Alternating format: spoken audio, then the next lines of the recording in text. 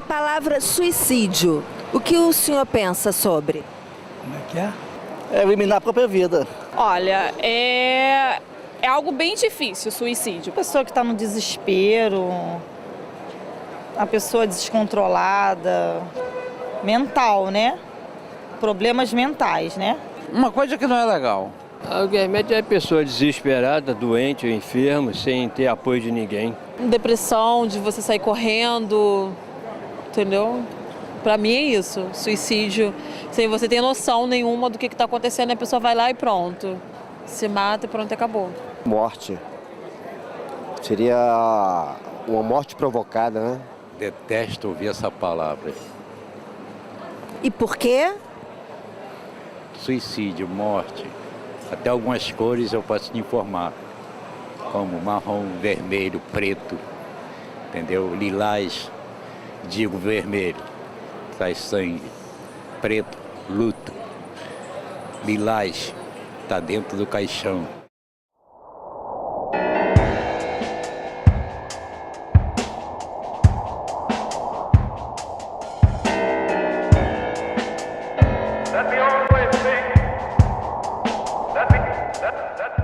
Suicídio é o ato de deliberadamente tirar a própria vida.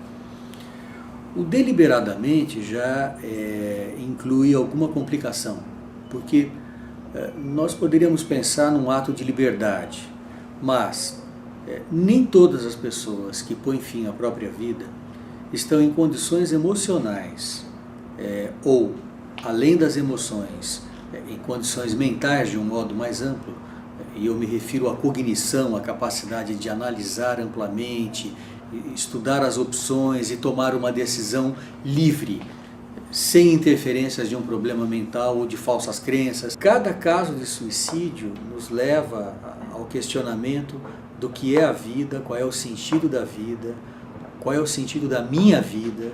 Então, ele está entre os tabus, como talvez a morte seja um tabu em certo sentido. Até há bem pouco tempo nós não falávamos sobre suicídio no Brasil.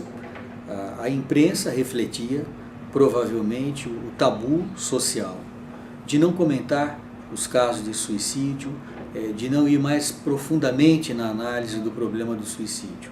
Mas o suicídio no Brasil é um problema. Embora o país não esteja entre aqueles que têm os maiores coeficientes de suicídio, como nós somos um país populoso, muitas pessoas põem fim à vida por suicídio. O que é um coeficiente de suicídio? É um cálculo do número de pessoas que põem fim à vida para cada 100 mil habitantes ao longo de um ano. Se nós formos pegar esse índice, o Brasil, com um número em torno de 5, está bem distante de países europeus que compunham a antiga União Soviética, que tem índices acima de 30. Por outro lado, essa média nacional de 5, ela esconde contrastes. Há regiões no interior do Rio Grande do Sul, há regiões onde a população indígena é bastante frequente, onde os índices estão acima de 20, acima de 25. Então são grupos populacionais com um alto índice de suicídio. Nós temos que lembrar que muitos casos de suicídio envolvem uma combinação perigosa de depressão, alcoolismo, traços de impulsividade, não encontrar mais esperanças para o futuro, ou porque a nossa sociedade, a nossa cultura não está dando essa esperança, ou porque o indivíduo perdeu essa esperança, porque a sua família está desfeita, ele já não tem a força da sua fé que no passado já teve, ou ele não tem os sonhos utópicos. O senhor já conheceu alguém ou já ouviu alguma história de alguém que tenha se matado ou querendo se matar? Já sim. A história de uma menina que ficou grávida de um rapaz e a mãe não aceitou a gravidez. E ela discutiu com a mãe e, inclusive, ela suicidou. Pulou de uma passarela e morreu atropelado, horrível. O que eu vi Foi de uma pessoa que entrou em desespero por ter perdido um filho e ele se jogou de cima do apartamento dele embaixo. Aí se suicidou-se. Inclusive até vendi um livro que é Modo de Usar, que é um livro com várias formas de suicídio. O que falava esse livro? Não, falava, você escolhe o tipo que você quer suicidar, das formas mais brandas até as violentas. E você lembra quando você vendeu esse livro? Para quem? A pessoa fez algum comentário sobre esse livro? Não, foi um senhor de 80 e poucos anos. Ele estava doido por esse livro, aí ele me perturbou. Aí eu falei até com um advogado amigo meu se eu podia vender esse livro para ele, ele disse que não tinha problema nenhum. Aí eu até fiquei preocupado em vender esse livro para ele, mas ele me perturbou tanto que eu acabei vendendo esse livro. Você ficou preocupado em vendê-lo por quê? Porque ele podia usar o livro para suicidar. Você ouviu depois disso? Vi. Ele viu e devolveu o livro, disse que não gostou não. Num país como o Brasil, o predomínio dos meios de suicídio está no enforcamento. Em segundo lugar, intoxicação. Nessa posição estão os agrotóxicos, os raticidas e também os medicamentos, os psicofármacos, que quando ingeridos em excesso podem levar à morte. E em terceiro lugar, os ferimentos por arma de fogo. Estatísticas menores estão em outros métodos, por exemplo, arremeter-se contra veículos ou atirar-se de alturas. São métodos menos usados, mas também de tempo em tempo nós vemos casos e as estatísticas mostram que uma minoria usa esse tipo de método também para tirar a própria vida. O que o senhor acha que leva uma pessoa a tentar o suicídio? A loucura. Simplesmente a loucura. Porque naturalmente quando uma pessoa é suicida, ele já está fora do normal de um ser humano. Sei lá, no meu caso foi assim, a minha esposa, por saber que eu estava com essa doença, ela me deixou de vez. Aí eu comecei a ficar transtornado, fiquei 6 meses preso dentro de um quarto. Isolei a porta com fitas grossas entendeu? Janelas, não queria ver ninguém, entendeu? E daí eu pensei em 1000 besteiras, né? Na qual eu estou tirando da cabeça aos poucos, pedindo ajuda. O filme A Casa dos Mortos, ele conta uma história que se passa nos manicômios judiciários, que são instituições psiquiátricas e prisionais. A Casa dos Mortos, ela surgiu inicialmente de uma ideia que era de olhar o que acontecia dentro das portas dessas instituições que nós conhecemos muito pouco.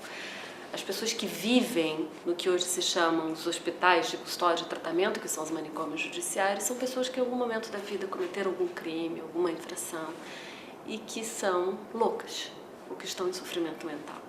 Elas recebem uma sentença e vão para esses lugares.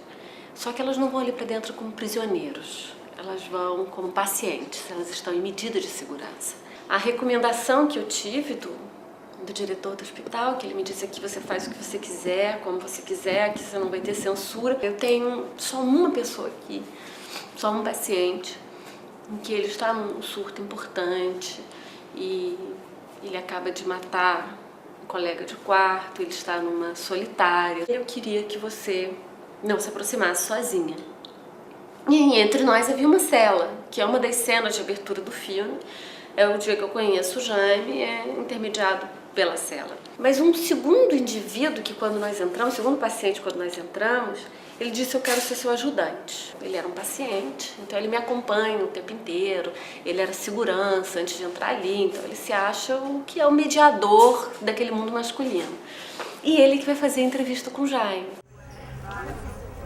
O 121 estava descompensado, estava aqui, fiz um homicídio, saí, aí comecei a tomar remédio, comecei a beber cachaça, usar droga, aí cometi outro homicídio. Aonde? Na rua, na Barroquinha. Aí logo em seguida eu vim para aqui, com 2 meses que eu estava aqui, eu perdi a cabeça e cometi outro homicídio também, estava descompensado. Por quê? Eu estava sem tomar remédio. E a vítima chegou a falar alguma coisa com você? Chegou. Falou o quê? Ficava mostrando o pênis pra mim. Ficava mostrando esperma pra mim, querendo tirar eu como viado. Aí nesse dia eu fiquei descompensado, peguei ele, aí arrumei o pé de cama na cabeça dele. E ele? Ele morreu. Mas com poucos dias, o Jaime se mata. E após matar uma pessoa dormindo, ele foi transferido para essa ala, onde estava treinando sozinho, isolado dos outros. E aí, quando foi no domingo da semana passada, ele começou comigo de manhã, inclusive estava fumando, terminou de fumar pacaia e falou que ele estava injuriado porque estava chovendo no dia que ele se matou. Que ele tinha que ir na assistente social, que ele iria se aposentar no próximo dia. Só que ele vindo para a área, que choveu, todo mundo ficou trancado, os agentes penitenciários todos trancaram os presos. Ele pegou, veio para cá e aí falou que já tinha matado 20, que ia completar 21. Aí quer dizer, ele veio, amarrou os lençóis aqui, como vocês podem ver, amarrou aqui, e aí botou a cama, amarrou, botou o pescoço, e aí se jogou aí. Morreu degolado, o lençol, através do lençol, entendeu? Mas a história, então, do Jaime, ela teria me dado algumas dúvidas se ela fosse uma história isolada. Mas todos os meses que eu passei no manicômio, todos que eu visitei, as histórias de suicídio são histórias recorrentes. Então eu sabia que Jaime não era apenas aquele das mortes sem batidas de sino, da qual ninguém ia chorar por ele, né? As mortes sem direito de luto. Mas ele representava o meu primeiro personagem, aquele que morre, que o destino dele, ele mata, ele é morto, ou ele vai se suicidar. Esse é o primeiro grande destino trágico de quem vai entrar ali dentro. O que se pode fazer para ajudar uma pessoa que está pensando em se matar? Olha, não é muito fácil, porque a pessoa, quando já chega a esse ponto, em pensar em se suicidar, ela já está com um grau bem elevado. Mas a gente pode estar ajudando, conversando, oferecendo um livro, uma palavra, entendeu? E eu dando esse pouco de apoio para a pessoa. Que tipo de livro que poderia ser? Pode ser o livro de autoajuda, qualquer livro que venha assim trazer algo bom para a gente. Pode dar apoio, ter mais atenção e daí dar mais assistência a essas pessoas. E assistência até médica até. Poderíamos pensar em campanhas para detecção e tratamento de problemas mentais. Dentre os mais comuns estão a depressão, o alcoolismo, o uso de outras substâncias psicoativas além do álcool, o transtorno bipolar, é uma outra doença mental muito associada ao suicídio. Então, poderíamos pensar em campanhas amplas pela imprensa, poderíamos também pensar em restrição de meios letais, determinadas substâncias que são vendidas até clandestinamente, como é o caso do chumbinho, em grandes cidades como Rio, Salvador. O chumbinho ele é comprado com a intenção de matar ratos, mas ele é ingerido pelas pessoas. E originalmente o chumbinho sequer é um raticida, ele é um agrotóxico proibido no Brasil, mas por contrabando entra no país e é muito comercializado.